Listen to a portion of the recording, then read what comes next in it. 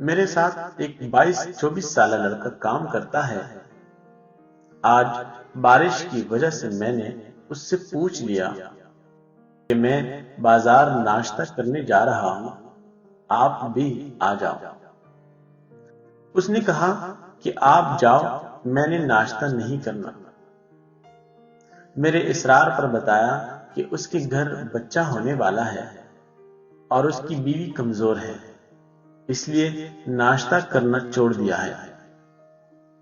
10-11 بجے کھانا کھا لیتا ہوں، بازار سے 2 روٹیاں لے آتا ہوں اور رات کو باہر سموسے والے سے تھوڑی سی چٹنی لے کر روٹی کھا لیتا ہوں۔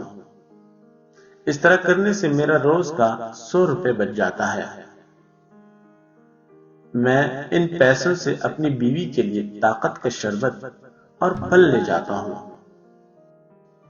میں سوچتا رہا ہوں، جس بچے کے پیدا ہونے سے پہلے باپ بھوک کاٹ رہا ہے، کل جب بڑھاپے میں پہنچے گا تو میڈیا اور لبرلزم سے متاثر یہی تعلیم یافتہ بچہ باپ سے کہے گا، آپ کوئی اچھا کام کر لیتے تو آج ہمارے پاس بھی دولت ہوتی۔ پاس بیٹی ماں بھی کہہ دے گی کہ ہاں بیٹا، میں نے بھی ساری زندگی تنگی میں ہی گزاری۔ تو اس باپ کے دل کے کتنے ٹکڑے ہوں گے؟ وہ اپنا درد دکھ کس سے شیئر کرے گا؟ لیکن فیس بک کی اسکالر تو مرد کو ہی برا کہیں گے، عورتیں مرد کے ظلم کی قصے سنائیں گی۔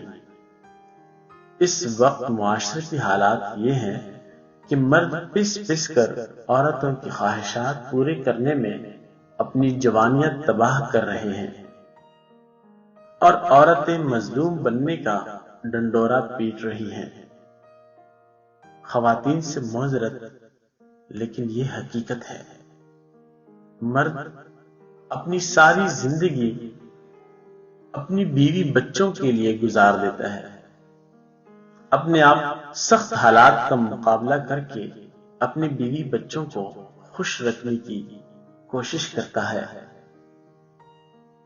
اس لیے میں خواتین سے معذرت کرتا ہوں، لیکن یہ حقیقت ہے۔